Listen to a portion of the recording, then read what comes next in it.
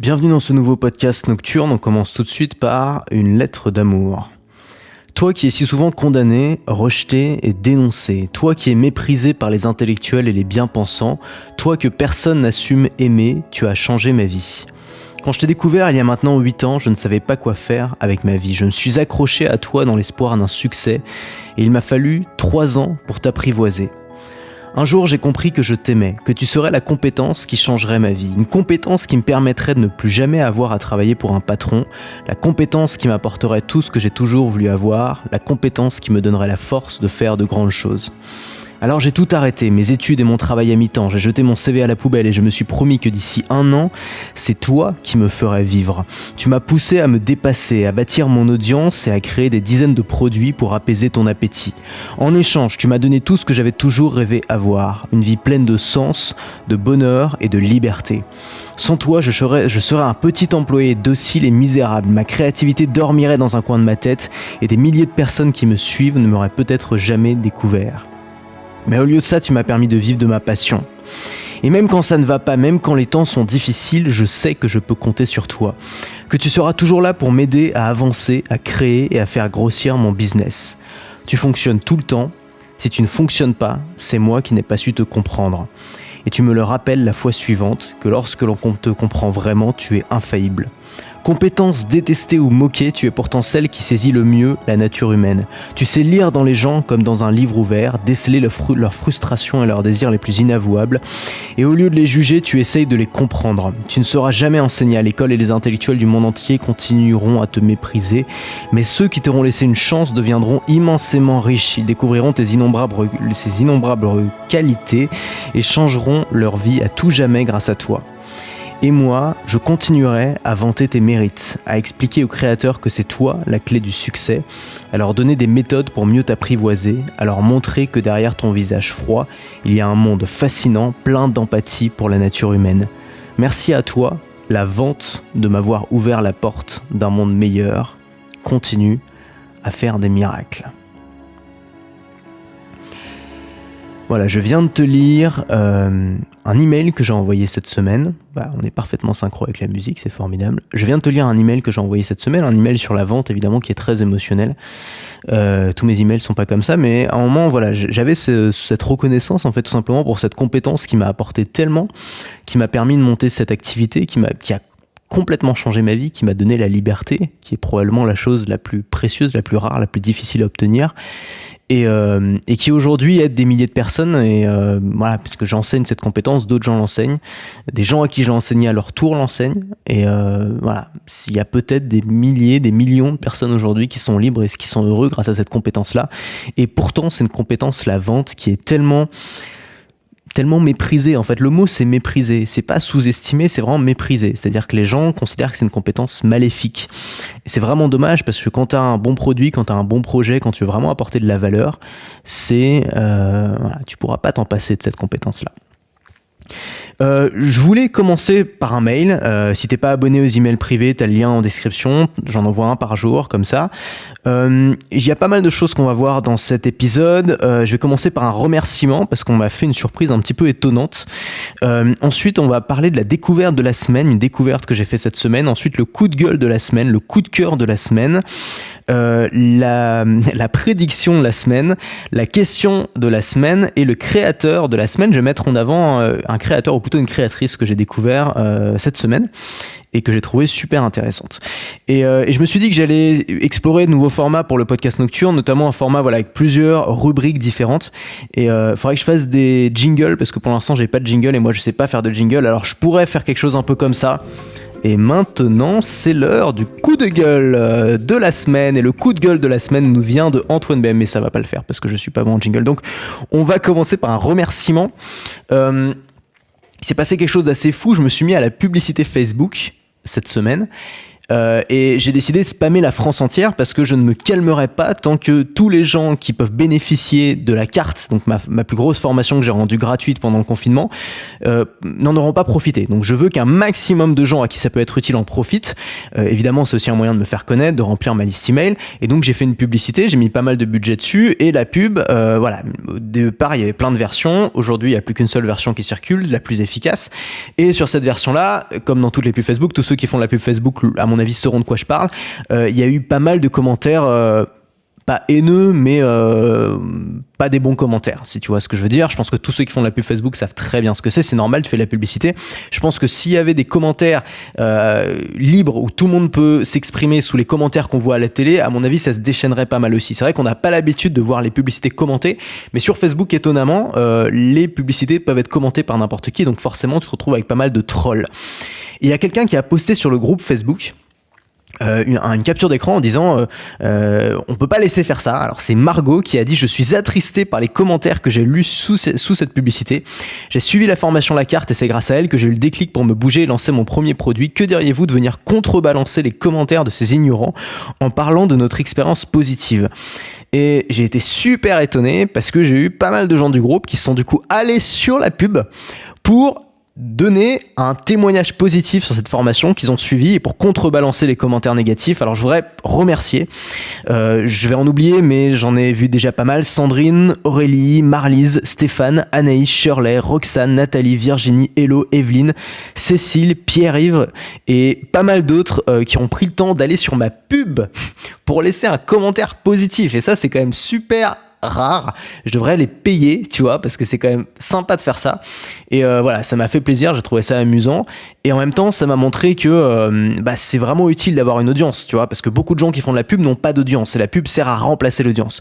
Le problème, c'est que si tu veux juste faire des ventes, mais que t'as personne qui te suit, que t'as personne qui partage tes idées, que t'as personne qui te soutient, tu vas te retrouver un peu seul le jour où tu auras une campagne de haine contre toi, ou le jour où tu auras un peu tout le monde qui va se lever contre toi.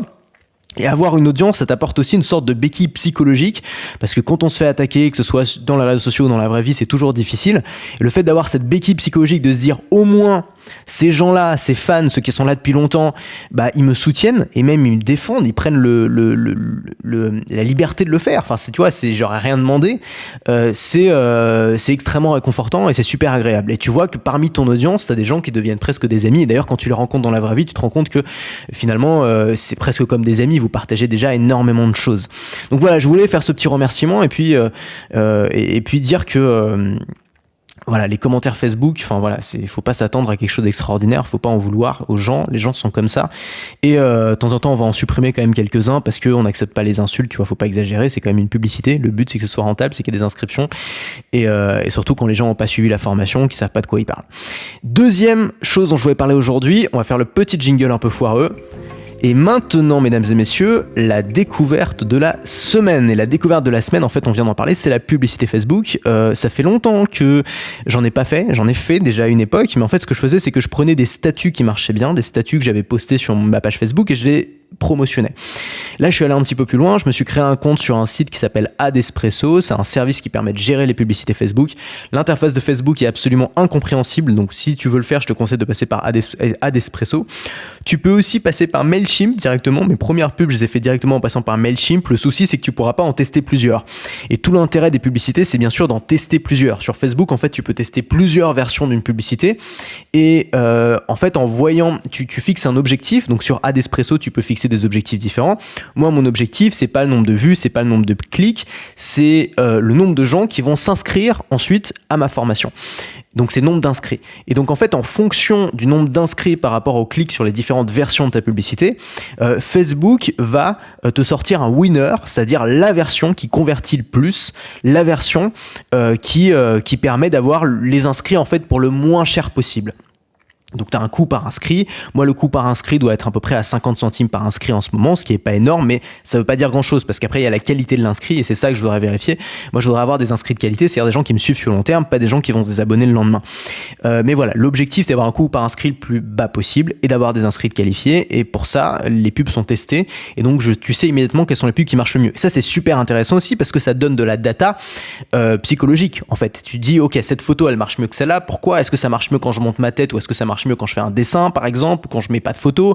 Est-ce qu'il vaut mieux faire une photo ou une vidéo? Quel texte fonctionne le mieux? Quel appel à l'action fonctionne le mieux? Est-ce que c'est s'inscrire? Est-ce que c'est en savoir plus, etc. D'ailleurs, très intéressant. Quand mon appel à l'action c'était en savoir plus, j'avais plus de clics sur la pub, un taux de clic plus élevé, mais j'avais moins d'inscriptions derrière. Et donc les inscriptions revenaient moins chères quand l'appel à l'action, le bouton dessus avait marqué s'inscrire, puisque les gens quand ils cliquaient dessus, ils savaient qu'ensuite ils allaient devoir s'inscrire. Donc tu vois, c'est pour ça que c'est intéressant d'avoir ces datas. Je me suis intéressé à ça. Je suis pas un fanat de la pub Facebook parce que je préfère la création de contenu, j'aime bien développer une audience, j'aime bien, enfin moi je suis plutôt un littéraire qu'un matheux. Facebook c'est vraiment une histoire de matheux parce qu'il faut tester énormément de choses, tu regardes tes statistiques, t'es toujours le nez dans les statistiques, moi c'est pas trop mon truc. J'aime bien lancer des trucs et puis regarder le résultat, tu vois. Mais c'est intéressant et donc je vais tester pas mal de choses, j'ai pas mal d'idées amusantes, je t'en parle pas pour l'instant parce que j'ai envie de te faire la surprise, mais tu risques, alors j'ai inclus volontairement les gens qui me suivent dans les publicités, dans la cible des publicités Facebook.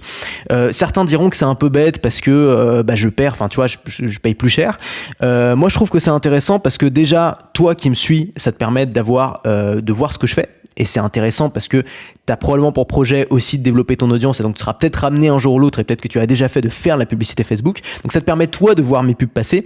Et puis c'est un peu du soft power. Moi j'ai envie que les gens qui me suivent se rappellent de moi. Donc ils voient ma tronche passer sur leur fil d'actualité, ils s'en souviennent, ils vont peut-être revenir lire mon mail. Et d'ailleurs depuis que j'ai fait ma pub, j'ai plein de gens qui m'ont contacté venant de ça, c'était assez intéressant. Même des gens qui étaient déjà abonnés mais qui ouvraient plus les mails par exemple. Voilà, donc j'ai envie de tester pas mal de choses, j'ai pas mal d'idées assez rigolotes. Le problème en fait avec la pub, enfin c'est pas un problème, pour moi c'est une opportunité, mais c'est que toutes les pubs se ressemblent en fait. Moi je vois les gens de ma thématique, en ce moment je suis targeté à mort par les pubs de tous les marketeurs et en fait tu vois le côté tête de VRP, costard bleu, il y a un moment où c'est cliché à mort en fait. Et c'est ok, enfin chacun est comme il veut, ils arrivent à avoir de l'audience, ils arrivent à avoir des clients et c'est très bien. Mais moi j'ai pas envie de faire ça. Moi j'ai envie de faire un truc original, j'ai envie de faire un truc malin. Moi j'aime bien être malin, j'ai envie de faire un truc malin. Et donc on va tester différentes versions de publicité, on va voir ce qui marche le mieux et tu risques d'être surpris. Donc voilà, attends-toi à voir des trucs passer sur ton feed d'actualité Facebook ou Instagram un peu bizarres ces prochaines semaines. Bien sûr, je mesurerai à chaque fois le retour sur investissement de tout ça et l'objectif sera de garder que des publicités qui fonctionnent, pas juste des publicités drôles mais des publicités qui convertissent. Le coup de gueule de la semaine. Alors je me dis, ce serait bien de faire un petit coup de gueule chaque semaine. Le problème, c'est que cette semaine, j'en avais pas. Et en fait, mon coup de gueule, c'est les coups de gueule des autres. J'ai subi, en fait, parce que j'en voulais pas. Moi, cette semaine, j'étais focus boulot, j'étais focus business, j'étais focus sur mes clients. Comment est-ce que je peux les aider? Comment est-ce qu'on peut avancer ensemble? Et en fait, je m'en suis pris plein la gueule. Alors, c'est pas contre moi, mais en fait, les gens en peuvent plus du confinement, tu le vois. Ils pètent tous un câble sur les réseaux sociaux, à la télé, partout. Et en fait, moi, ça me gonfle parce que c'est beaucoup de gens qui n'ont rien à voir avec ça, c'est-à-dire qui n'ont pris aucune décision, qui sont pas aides-soignants, qui sont pas infirmiers, qui sont pas décideurs, qui sont juste chez eux, qui ont rien d'autre à foutre que glander dans leur jardin toute la journée, qui vont gueuler sur tout le monde en disant ah, ça c'est pas bien, la gestion elle a pas été bonne, le gouvernement il a pas fait ce qu'il fallait, eux ils ont pas fait ce qu'il fallait, c'est la faute des Chinois, machin. Mais c'est la faute de tout le monde, jamais d'eux, eux ils ont rien à faire et moi ça me saoule, c'est pas ma mentalité. Moi j'aime bien les gens qui agissent, les gens qui se bougent, les gens qui sont enthousiastes, les gens qui aiment la fuite par le haut et pas la fuite par le bas. Pas on coupe tous les arbres qui dépassent la forêt, mais les gens qui disent on va construire un arbre encore plus grand, encore plus beau et tous les gens vont vouloir s'abriter en bas de cet arbre. Voilà, c'est peut-être un petit peu bisounours comme façon de voir les choses, mais c'est ma façon de voir les choses et j'essaye de faire des contenus pas forcément positifs. C'est important de parler des problèmes des gens, mais juste pas accusateur, pas attaquer des gens comme ça, trouver des gens qui ont pas une tête qui me revient, les attaquer gratuitement parce que ça me gonfle. C'est pas ce que j'aime faire, c'est pas ce que j'ai envie de faire et je pense que les gens qui me suivent s'y retrouvent. Moi, je vois sur le groupe Facebook, je suis fasciné par ce groupe Facebook. Je pense que c'est la meilleure chose que j'ai construit cette année, enfin sur laquelle j'ai bossé cette année, ce groupe Facebook, parce que en fait, je me rends compte que énormément de gens qui me suivent sont juste des gens hyper positifs, avec de bonnes valeurs, avec une envie de se bouger, avec une envie de réussir, avec vraiment énormément d'optimisme et d'enthousiasme en eux. Et c'est quelque chose que je partage et c'est quelque chose qui me fait très plaisir, surtout dans les moments où tu as tendance à le perdre un peu parce que l'actualité, parce que l'environnement a tendance à tirer vers le bas. Donc merci à tous ceux qui qui partagent ce groupe Facebook, notamment les gens qui partagent leur succès. Alors je dis pas qu'il faut pas partager ses galères et ses problèmes, ça fait partie du succès, les galères, les problèmes, il faut en parler, il faut les traiter. Mais je remercie notamment aussi les gens qui parlent de leur succès sur le groupe, c'est-à-dire les gens qui expliquent même les petits succès. Il n'y a pas de petits succès, j'avais fait un mail là-dessus. Tu peux faire ta première vente à 79 € ou à 50 € ou même à 20 €, être content, le partager sur le groupe Facebook, ça fait plaisir à tout le monde, ça encourage tout le monde, ça nous montre que c'est possible et il y a de plus en plus de gens qui partagent leurs résultats sur le groupe Facebook et ça fait un bien fou. Ça montre aux gens que c'est possible. Moi, ça montre que la méthode que je propose, on m'a pris un peu pour un fou à certains moments avec cette méthode, elle peut fonctionner. Évidemment, je suis pas le seul responsable, les gens souvent suivent plusieurs personnes, etc. Ils appliquent différentes méthodes, elles fonctionnent pas pour tout le monde, mais elle peut fonctionner dans des thématiques qui ont rien à voir les unes avec les autres. C'est une méthode qui est pas agressive en termes de marketing, qui consiste pas à avoir un niveau technique très élevé. Et ça m'intéresse. C'est une méthode qui est avant tout basée sur la passion et sur le contenu. Et ça fait vraiment plaisir de voir que les gens ont des résultats avec cette méthode-là. Donc voilà, en fait, mon coup de gueule, c'est un coup de cœur. Ensuite, troisième section, attention, jingle. Et maintenant, mesdames et messieurs, le coup de cœur de la semaine et le coup de cœur de la semaine, c'est un bouquin de Robert Greene qui s'appelle « Les lois de la nature humaine ». Alors, Robert Greene, si tu connais pas, connais, parce que c'est génial, c'est l'auteur du génial bouquin oh putain, je me souviens plus combien il y en a. Les 48 lois du pouvoir. Il me semble que c'est ça. Les 48 lois du pouvoir. Qui est en fait un bouquin qui est d'ailleurs le bouquin, c'est très intéressant, c'est le bouquin le plus demandé en prison par les prisonniers. Parce qu'en fait, quand tu es dans un environnement carcéral, c'est justement le genre de choses dont tu as besoin. Comment te différencier, comment ne pas te faire maltraiter, comment prendre le pouvoir, comment comprendre la psychologie des gens, jouer dessus. Et c'est un bouquin en fait qui est très pragmatique. Et d'ailleurs, les lois de la nature humaine reprend ça aussi. C'est un bouquin qui est très pragmatique, qui donne une vision pragmatique et réaliste des relations humaines et qui se contente pas d'en parler, mais qui donne des stratégies de conquête. C'est-à-dire qui donne aux gens qui ont envie de prendre le pouvoir des stratégies concrètes, efficaces pour l'obtenir et pour naviguer dans le monde de l'entreprise par exemple, ou dans le monde des artistes, ou dans un monde politique aussi. C'est très politique, il y a beaucoup d'exemples politiques. Il prend énormément d'exemples historiques, c'est un livre complètement intemporel. On peut le lire maintenant, on peut le lire dans 10 ans, je pense qu'on pourra le lire dans 100 ans, sera toujours aussi valable. C'est basé sur la psychologie humaine, ça ne change pas. Et les exemples qu'il prend sont souvent des exemples historiques, donc c'est long terme, vue d'avion, et moi ça me plaît. Et donc cette vision extrêmement pragmatique et dénuée de jugement, c'est ça que j'aime bien avec les gens qui s'intéressent au marketing et à la psychologie humaine, c'est que c'est souvent des gens qui, en fait, aussi étonnant que ça puisse paraître, sont souvent des gens qui ont pas mal d'empathie pour les gens, qui jugent pour les gens en tout cas qui essaient de comprendre, ont pas mal d'empathie pour la nature humaine et ce livre est passionnant. Et ce que je voudrais faire au lieu de t'en parler, c'est simplement te lire un extrait pour que tu puisses te faire un avis et si ça t'intéresse ensuite le prendre. C'est un bouquin qui a été traduit en français, qui est parfaitement bien traduit, qui est un peu gros mais ça se savoure. C'est pas un bouquin à lire en 2 jours, c'est un bouquin que tu reviens dessus, tu prends des notes, tu surlignes. Alors moi j'ai pris énormément de notes sur ce bouquin, c'est fascinant. Et je voudrais te lire un petit extrait. L'autre direction est plus difficile à prendre, mais c'est la seule voie qui mène au véritable pouvoir. Attends, on va mettre une petite musique de hip-hop là, ça va être pas mal là. Est-ce qu'on peut avoir la musique de hip-hop ? Ok, c'est bon. L'autre direction est plus difficile à prendre, mais c'est la seule voie qui mène au véritable pouvoir et à la formation d'un caractère supérieur. Elle fonctionne de la manière suivante. Vous vous observez le plus minutieusement possible. Vous étudiez les couches les plus profondes de votre caractère pour déterminer si vous êtes introverti ou extraverti, très anxieux et hypersensible, facilement en colère et en guerre avec les autres, ou si vous avez un besoin profond d'être en contact avec vos semblables. Vous examinez vos tendances premières, les sujets et les activités vers lesquels vous êtes naturellement attiré. Vous prêtez attention à la qualité des attachements que vous avez formés avec vos parents. Vos relations actuelles sont particulièrement révélatrices à cet égard. Vous observez avec la plus grande honnêteté possible vis-à-vis de vous-même vos propres erreurs et les schémas récurrents qui vous empêchent d'avancer. Vous reconnaissez vos limites, ces situations où vous ne pouvez pas, où vous ne donnez pas le meilleur de vous. Vous prenez également conscience des forces naturelles de votre caractère, celles qui ont survécu à votre adolescence. À présent, fort de cette nouvelle conscience, vous n'êtes plus prisonnier de votre caractère. Vous n'êtes plus obligé de répéter indéfiniment les mêmes stratégies et les mêmes erreurs. Lorsque vous vous surprenez à retomber dans l'un de vos schémas habituels, vous avez le temps de faire marche arrière. Certes, vous n'êtes peut-être pas capable d'éliminer complètement ces schémas compulsifs, mais avec la pratique, vous pouvez atténuer leurs effets. Connaissant vos limites, vous ne vous essayez pas à des choses pour lesquelles vous n'avez aucun talent ni aucune compétence. Au contraire, vous choisissez des voies qui vous conviennent et correspondent à votre caractère. En général, vous acceptez d'être comme vous êtes. Vous ne cherchez pas à devenir quelqu'un d'autre, mais à être davantage vous-même, à réaliser votre véritable potentiel. Vous considérez votre caractère comme la terre glaise avec laquelle vous allez travailler, transformant lentement vos faiblesses et vos fragilités en points forts. Vous ne cherchez pas à fuir vos défauts, mais plutôt à les considérer comme une vraie source de pouvoir. Ok, c'est puissant. C'est un bouquin qui est extrêmement bien écrit, très clair. C'est un bouquin en fait qui t'apprend à comprendre d'abord ta propre psychologie, tes failles, tes faiblesses, les schémas compulsifs dans lesquels tu retombes systématiquement. Faut savoir que ta personnalité est généralement fixée vers l'âge de 5-6 ans, qu'elle peut s'affirmer dans ton adolescence, mais que globalement ça va être toujours à peu près la même chose au cours de ta vie. Et donc le fait de se connaître, de se comprendre, ça aide à jouer avec ce dans quoi on est bon, à éviter ce dans quoi on est mauvais, et donc à viser l'excellence malgré ses défauts et même en utilisant ses défauts. Mais ça aide aussi le bouquin t'explique aussi comment comprendre les autres, comment comprendre les biais, les défauts des autres, comment ne pas se faire avoir dans une relation toxique. Bref, c'est un véritable manuel de la survie en société, de la survie avec les autres humains. Et les gens, en tout cas les gens comme moi, t'en fais peut-être partie aussi, qui n'ont pas forcément une aisance naturelle avec les autres humains, pour eux c'est de l'or en barre. Alors probablement que beaucoup de gens vont trouver ça inutile, vont trouver ça manipulateur, vont trouver ça mauvais, mais souvent les gens qui vont se retrouver là-dedans, c'est des gens soit qui sont enfermés dans des schémas dont ils veulent pas sortir finalement, parce qu'ils n'ont pas envie de faire cet effort-là, soit des gens qui sont naturellement à l'aise avec les autres et donc qui n'en ont pas besoin.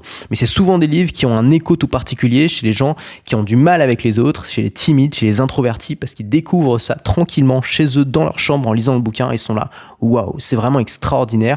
Les choses que je suis en train d'apprendre là-dedans vont avoir un impact dans toute ma vie. Donc Robert Greene, c'est que rien qu'avec Robert Greene, tu peux te faire une formation de malade, tu peux créer une carrière autour de ça, tu peux créer comment dire, ouais, mon coiffeur est confiné lui aussi. Tu peux monter en fait tout un contenu, enfin putain, j'arrive plus, je sais plus de quoi je parle, de quoi j'ai envie de parler. Tu peux monter tout un business de contenu autour du travail de Robert Greene, parce qu'il a fait tellement de bouquins fascinants, intemporels, sur la nature humaine, dans lesquels on peut puiser, dans lesquels on peut tellement extrapoler de ces bouquins que dans n'importe quelle thématique tu peux les utiliser et ça va t'aider. Donc c'est des bouquins qui sont fascinants et en fait si tu veux lire qu'un seul truc dans ta vie, bah lis ça, c'est la Bible, c'est génial, voilà, c'est mieux que la Bible. Jingle. Et maintenant, mesdames et messieurs, la prédiction de la semaine. Nostradamus est dans la place. La prédiction de la semaine, c'est que j'ai l'impression qu'en ce moment, il est en train de se passer quelque chose avec le Covid, avec la crise qu'on est en train de subir. C'est que c'est notre moment à nous, c'est notre grand moment à nous les entrepreneurs libres et nous les créateurs de contenu. Jamais autant de gens n'ont eu envie de faire ce métier. Et les gens qui font ce métier, pour beaucoup, n'ont jamais autant prospéré ou n'ont jamais eu autant d'opportunités parce que les gens sont chez eux et les gens s'intéressent à ça et les gens se forment et les gens ont du temps. Et donc j'ai vraiment le sentiment qu'il se passe quelque chose en ce moment et que y a plein de gens aussi qui arrivent dans le métier. Moi je vois énormément de concurrents, de gens qui sont dans la thématique marketing qui se lancent. Beaucoup vont pas tenir longtemps, certains vont peut-être prendre une place durable, certains vont peut-être dominer, mais je pense que là c'est un peu le moment où tout va jouer, c'est-à-dire qu'il y a des gens qui vont rester sur le banc et puis tu as des gens qui vont décoller. C'est vraiment en ce moment où il se passe quelque chose. Donc c'est pas le moment, si tu veux, de repousser, c'est pas le moment de traîner, c'est pas le moment de dire on verra après. Je pense que s'il y a un moment où tu veux vraiment te lancer dans le business et monter quelque chose, c'est maintenant, c'est le moment ou jamais, avant que tout le monde se rue dessus, avant que tu aies énormément de concurrence, c'est maintenant que ça se passe, je le sens, je le vois, j'ai énormément d'écho par rapport à ça et moi j'ai envie d'être un acteur de cette transition-là, surtout qu'il y a énormément de gens aussi qui en profitent, il y a les arnaqueurs qui pullulent un peu partout, il y a les théoriciens du complot qui sont partout en ce moment, c'est fatigant, Quand tu essaies de travailler sérieusement, de pas être dans l'extrême, de faire quelque chose de qualitatif, c'est vraiment fatigant de voir tous ces gens qui eux n'en ont rien à foutre récolter l'attention. Et probablement que tu en as des gens comme ça dans ta thématique, il faut pas les laisser faire. C'est le moment où tu peux te différencier, c'est le moment où tu peux exister. Et voilà, on en a beaucoup parlé dans la formation marketing émotionnel notamment, qui maintenant les portes sont fermées. Il y a eu plus de 200 personnes qui l'ont pris, plus de 200 élèves, c'est génial. Et voilà, pour ceux qui l'ont prise, utilisez les conseils que vous allez apprendre dedans pour créer du contenu qui va vous différencier et qui va créer une relation forte, une relation long terme avec votre audience. On va passer maintenant à l'avant-dernière section. Et l'avant-dernière question, mesdames et messieurs, c'est la question de la semaine. Et aujourd'hui, j'ai sélectionné 2 questions que j'ai reçues sur le groupe Facebook. Et la première question, c'est une question de Jérémy qui me dit « Faut-il délaisser complètement les personnes qui n'ont aucun pouvoir d'achat ?» Je supprime cette musique, je supporte pas cette musique, on va mettre un... J'étais obligé, on met à chaque fois, je suis désolé, c'est pour ceux qui s'endorment pendant le podcast nocturne. Faut-il délaisser complètement les personnes qui n'ont aucun pouvoir d'achat ? Jeunes ou étrangers par exemple, ou quand même essayer de monétiser cette audience avec des produits plus accessibles. Je parle des personnes que l'on a déjà sur notre liste email par exemple, que l'on attire sans le vouloir sur nos contenus. Alors c'est intéressant la question de Jérémy, c'est est-ce qu'il faut aller chercher uniquement les gens qui vont devenir clients tout de suite, ou est-ce qu'il faut aussi accepter d'avoir des gens qui nous suivent, qui seront peut-être jamais clients d'ailleurs. Moi je sais que j'ai une grosse partie des gens qui me suivent qui ne seront jamais clients, et c'est ok, en fait ils ne créent pas de problème, ils me coûtent rien, à part qu'il faut payer l'abonnement pour la liste email, mais à part ça, il me coûte pas grand chose. Et je pense qu'il faut laisser les gens rentrer. Alors d'abord, c'est quoi ton optique ? C'est quoi ton optique temporelle ? Est-ce que tu fais ce métier pour 1 an ? Est-ce que ton but c'est de gagner de l'argent très vite et ensuite de faire autre chose ? Est-ce que ton but c'est d'être là pour 10 ans ? Parce que moi j'ai une optique 30 ans. C'est-à-dire que moi, je vois la stratégie que je mets en place aujourd'hui, je la vois dans une échelle de 30 ans. Ça veut dire que si aujourd'hui, tu as des mecs de 15, 16, 17, 18 ans qui s'intéressent à ce que je fais, qui s'abonnent à ma chaîne YouTube, qui commencent à suivre mes mails, j'espère bien qu'ils vont pas dépenser de l'argent pour leur formation. À cet âge-là, t'as pas forcément les moyens et tes parents sont pas forcément d'accord et t'es probablement dans tes études ou au lycée, t'as autre chose à faire. Mais c'est pas grave parce que ces gens-là, moi, ce qui m'intéresse, c'est qu'est-ce qu'ils vont devenir quand ils auront 20 ans, quand ils auront 25 ans, quand ils auront 30 ans. Et je pense qu'il faut pas avoir peur d'aller, si tu as une optique très long terme, d'accepter que tu as des jeunes, par exemple, qui te suivent parce que tu vas pouvoir leur transmettre ta philosophie, tes valeurs, tes idées. C'est très important parce que moi je sais que j'ai découvert ce business-là quand j'avais 17 ans. À l'époque, j'avais pas de thune. La première formation que j'ai achetée, c'est une formation, je vais te faire un aveu qui est très honteux, hein, mais bon, je pense que n'importe qui à cet âge-là aurait pu faire ça. La première formation que j'ai achetée, c'est une formation qui coûtait 100 balles. Je suis passé par mon propre lien d'affiliation pour acheter la formation. C'est le truc d'escroc, tu vois. Je voulais pas payer 100 balles, c'était trop pour moi. Donc je suis passé par mon propre lien d'affiliation, ce qui veut dire que j'ai payé 100 balles et puis le créateur a dû m'envoyer 50%. Donc tu vois, et c'est pas grave en fait, parce que pendant des années, j'ai pas suivi beaucoup de formations, mais n'empêche que j'ai été éduqué. J'ai eu la graine a été plantée dans ma tête. La graine de tiens, peut-être t'as une opportunité qui va te rendre libre, qui peut changer ta vie. Il y aura peut-être un moment où ça sera intéressant de la saisir. Cette graine a continué à pousser et toutes les épreuves que j'ai eues ensuite dans ma vie, les stages pourris, les expériences de salariat, l'école, toutes ces épreuves que j'ai eues dans ma vie qui m'ont fait se sentir mal parce que j'étais pas vraiment libre et moi je voulais être libre, c'est la graine qui poussait en fait dans ma tête. Dans ma tête, je me disais ah ouais mais il y a toujours ce truc là, il y a toujours ce truc là. Et en fait un jour je me suis dit allez hop c'est bon quoi, c'est bon, je lance mon truc, je fais plus que ça, je le fais à fond. Et là je me suis poussé et j'ai dépensé des milliers d'euros dans des formations en ligne parce qu'à ce moment-là j'étais vraiment chaud. Mais si les gens m'avaient pas chauffé dès le début quand j'avais 17 ans avec des vrais conseils, avec des vraies idées, des trucs puissants, pas juste des petites techniques à la mort moelle-neu, à genre achète maintenant et puis ensuite je me casse. Non, je parle pas de ça. Ces mecs-là, je les ai vus. J'ai acheté une technique chez eux, je me suis barré, plus jamais je leur ai parlé. Ça m'intéresse pas. Mais des gens qui m'ont transmis une philosophie, qui m'ont transmis des idéaux, qui m'ont transmis un art de vivre. Et ces gens-là, c'est des amis aujourd'hui, ces gens-là. On a développé une relation qui est extrêmement forte et c'est de ça dont je parle. La relation que tu peux développer avec ton audience, c'est une relation qui peut durer 10 ans potentiellement. Pas pour tous, évidemment, c'est une minorité de ton audience qui va rester 10 ans, mais c'est pas grave, ça peut durer 10 ans. Et donc tous les gens qui sont là, qui existent, même si aujourd'hui ils n'ont pas le pouvoir d'achat, c'est intéressant de les avoir parce que tu peux créer une relation long terme. Au-delà de ça, au-delà de l'aspect purement marketing et stratégique, c'est bien d'avoir des gens qui te suivent, même s'ils n'achètent pas, parce que ça fait de la preuve sociale, parce que ça fait plaisir, parce que tu les aides, parce que c'est bien, parce qu'ils ne te coûtent pas grand-chose de toute façon, et parce que voilà, ça diffuse ton message. Tout simplement, l'objectif, c'est aussi de diffuser son message, de diffuser ses idées. Ensuite, j'ai une question, pareil pour les gens à l'étranger, tu vas pas forcément les targeter dans les pubs Facebook. Moi, par exemple, je sais que j'ai pas mal de gens du Maghreb, j'ai pas mal de gens d'Afrique qui me suivent. C'est pas forcément les clients numéro 1. D'abord parce que souvent, PayPal, ça passe pas, ils ont pas les mêmes services que nous. Ensuite, parce que le niveau de vie n'est pas le même.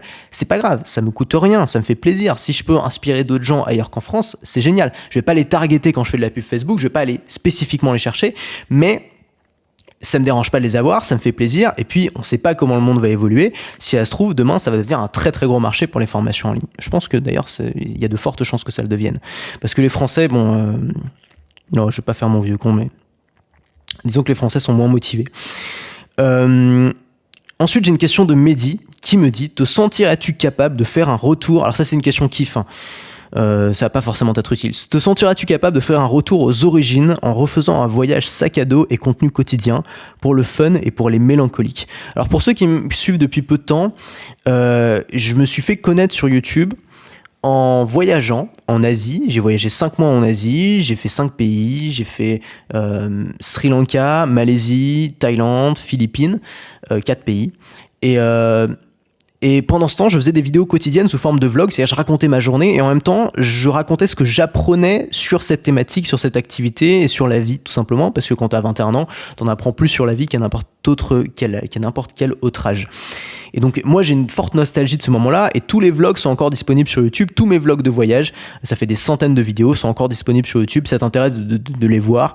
C'est très amateur, c'est très vieux. Moi, j'ai du mal à les revoir, mais de temps en temps, je les regarde et je ressens un profond sentiment de nostalgie parce que le moment où tu as commencé à gagner ta vie grâce à ta passion, où tu as commencé à prendre ta liberté, c'est un moment que tu n'oublieras jamais dans ta vie. Ceux qui l'ont vécu déjà et qui me regardent savent très bien de quoi je veux parler. C'est un moment, une sensation qui est inimitable. C'est comme quand tu tombes amoureux pour la première fois. C'est un truc que tu n'oublies pas, qui reste gravé dans ta mémoire et que tu as envie de revivre toute ta vie, mais que tu revivras probablement jamais parce qu'on peut pas. Difficile de le faire 2 fois. Enfin, je te souhaite de le revivre jamais, sinon ça va dire que tu seras retombé dans la galère et qu'il faudra tout recommencer. Mais voilà. Est-ce que je referai des voyages en sac à dos tout seul? Bien sûr que oui, je le fais toujours. En ce moment, c'est un peu compliqué, tu sais pourquoi, mais je le fais toujours. J'aime beaucoup ça. C'est un grand plaisir. J'ai plus de mal à voyager seul qu'avant. Peut-être je ferai avec un ami. Avant, ça me dérangeait vraiment pas. Je pouvais partir des mois et des mois tout seul. Je parlais à presque personne, ça me dérangeait pas. Aujourd'hui, j'ai plus l'habitude. J'ai besoin d'être avec des gens plus qu'avant.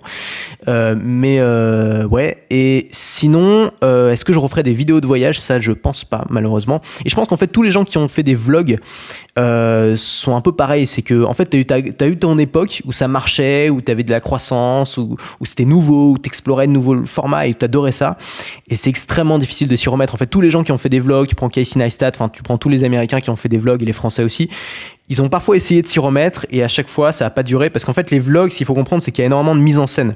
Tu peux pas simplement filmer ta journée, t'as de la mise en scène. Quand tu sors, faut que tu poses ta caméra, que tu ressortes pour te filmer. Quand tu rencontres quelqu'un, faut dire voilà, est-ce que je peux te filmer, machin, puis ensuite faire comme si la rencontre était spontanée. En fait, tout est monté de toutes pièces c'est fatigant. Voilà, c'est fatigant et c'est pesant. Au bout d'un moment, t'as juste envie de voyager tranquille. Ça te plombe un peu ton voyage parce que t'es plus vraiment. D'ailleurs, c'est probablement pour ça que j'arrivais à voyager tout seul parce qu'en fait, ça me prenait tellement d'espace mental et tellement de temps que je pensais plus à ma solitude. Mais au bout d'un moment, quand t'as envie de kiffer ton voyage, tu peux pas vlogger tout le temps, quoi. Tu penses plus à ton voyage. D'ailleurs, Casey Neistat, qui est le vlogueur américain par excellence, qui a cartonné, qui faisait des vlogs magnifiques, l'a expliqué dans plusieurs interviews. Il a expliqué que, en fait, son vlog lui prenait tellement d'espace dans la tête qu'il s'est mis à détester sa vie, à détester les autres, à faire des choses uniquement pour son vlog, à passer du temps avec sa famille uniquement pour le filmer. Et en fait, ça l'a rendu à moitié fou. Et je pense que beaucoup de gens qui ont fait des vlogs quotidiens savent de quoi ils parlent. Enfin, moi, en tout cas, je me suis retrouvé un peu là-dedans. Et donc ça, je le ferai plus. Mais bien sûr, des voyages tout seul en sac à dos, je le ferai. Et je ferai des mails pendant ce temps. Et pendant les mails, je pourrais te parler un peu de mon voyage et je pourrais partager quelques photos. Ça, c'est pas interdit. Quand on pourra à nouveau voyager. Et on va terminer par la dernière rubrique qui est le créateur de la semaine, ou plutôt la créatrice de la semaine. Et je vais commencer par te faire une confidence, et je m'en suis rendu compte avec horreur l'autre jour. C'est que, en fait, je suis très très peu de femmes en termes de création de contenu. Je suis principalement des hommes, et je sais pas pourquoi, parce que des femmes, il y en a de plus en plus, et il y en a qui sont très intéressantes. Et l'autre jour, je suis tombé, peut-être j'ai un préjugé naturel, probablement, c'est pas bien, il faut changer ça, et je suis tombé l'autre jour sur une chaîne YouTube d'une d'une créatrice qui s'appelle, donc ça, le nom de sa chaîne c'est Pravina, je suis pas sûr de bien le prononcer mais je te mettrai le lien en description, et elle te parle en fait de développement personnel, plus précisément de relations sociales avec les autres. Ça va notamment beaucoup aider les gens qui sont dans un environnement communautaire, notamment les gens qui sont en entreprise. C'est une fille qui a travaillé en entreprise, je sais pas si elle travaille toujours en entreprise, mais en tout cas on voit qu'elle a les codes. Elle prend souvent des exemples issus du monde de l'entreprise. Moi c'est un monde que je connais pas, c'est un monde qui m'attire pas plus que ça. Enfin, tu le sais si tu me connais. Mais malgré tout, j'ai vraiment accroché sur ces vidéos parce que c'est très intelligent, c'est super intéressant. Et je suis tombé notamment, alors j'ai découvert via une vidéo qui s'appelle La meilleure façon de démarrer une conversation. Et ce qui m'a plu, c'est qu'en fait, elle dit pas du tout ce que disent de faire tous les autres. Elle dit que beaucoup de gens veulent démarrer une conversation en essayant de prouver leur valeur, en essayant de prouver leur intelligence, et que c'est fatigant et que c'est pas forcément ce que l'autre personne a envie d'entendre. Donc souvent, ça commence en étalant un peu son CV, en disant ce que tu fais dans la vie. Les hommes surtout essaient de prouver leur intelligence, de montrer ce qu'ils ont fait, de montrer qu'ils ont de la culture. Et elle dit que c'est pas forcément une bonne manière de démarrer la conversation, et qu'une bonne manière de démarrer la conversation, c'est tout simplement de parler de la météo. Le dernier conseil que j'aurais pu imaginer entendre de la bouche de quelqu'un qui est spécialiste de ça, c'est de démarrer une conversation en parlant de la météo, parce que c'est un sujet qui met tout le monde d'accord, et c'est bien pour démarrer une conversation de pas tout de suite être en désaccord. Donc j'ai trouvé ça super intéressant, puis elle expliquait ça très bien, et j'ai regardé pas mal, j'ai binge-watché pas mal de ses vidéos que je peux te conseiller. Je t'ai mis le lien en description. Elle a aussi des formations, ça t'intéresse d'aller plus loin. Et ben on arrive à la fin de cette émission. Je suis ravi de l'avoir fait avec toi aujourd'hui. On va mettre une petite musique de fin. Je suis assez content parce que ça prend forme. Je vais essayer de faire des jingles. Je vais essayer de faire des jingles par un professionnel, parce que moi, comme tu vois, j'ai encore un petit peu de mal. Et on va continuer sur un format, voilà, par rubrique, avec différentes choses, probablement un par semaine. Et je vais en profiter pour te parler, voilà, des choses que j'ai découvertes, que j'ai pas forcément eu le temps de caser dans les mails. C'est toujours un podcast de nuit, donc un podcast où on se relâche un petit peu, où on se dit la vérité, on est plus sincère. Les 2 premiers épisodes ont eu des retours extraordinaires. Moi, je me casse le cul à essayer de créer des vidéos optimisées pour le référencement, super dynamiques, super rapides, super courtes. Ça fait 2000 vues. Et à côté, je sors un podcast à l'arrache complet où j'improvise pendant 3 quarts d'heure en prenant mon temps, en faisant plein de fautes, en plantant toutes les 2 secondes, et ça fait 8000 vues. Et il y a plein de commentaires et tout le monde est content, donc il faut pas chercher, il faut faire ce qu'on aime, il faut faire ce qui nous plaît. Et souvent, ça a le mérite de plaire aux autres aussi. Donc je te laisse, j'espère que ça t'a plu. N'hésite pas à me dire en commentaire, à me poser des questions en commentaire peut-être pour le prochain épisode, à me dire ce que t'en penses de tout ce qu'on a vu. Et puis nous, on se retrouve demain. Alors bien sûr, si t'es pas abonné aux emails privés, on se retrouve tous les matins dans ta boîte mail à 9h. On se retrouve demain dans l'email de demain. C'est le premier lien en description si t'es pas abonné aux emails privés. Tu auras vraiment beaucoup de choses. Bien sûr, il y a aussi des promotions, il y a aussi des offres commerciales. On va pas se mentir. Mais si tu arrives à lire un petit peu entre les lignes, tu risques d'apprendre énormément de choses simplement dans les emails gratuitement. Donc on se retrouve demain à 9h dans ta boîte mail. Courage pour ce confinement, courage pour passer cette crise. C'est peut-être un moment difficile, c'est peut-être aussi l'opportunité de ta vie, ou une des opportunités de ta vie. À toi de faire le choix, à toi de choisir ce que ça va être. Au revoir.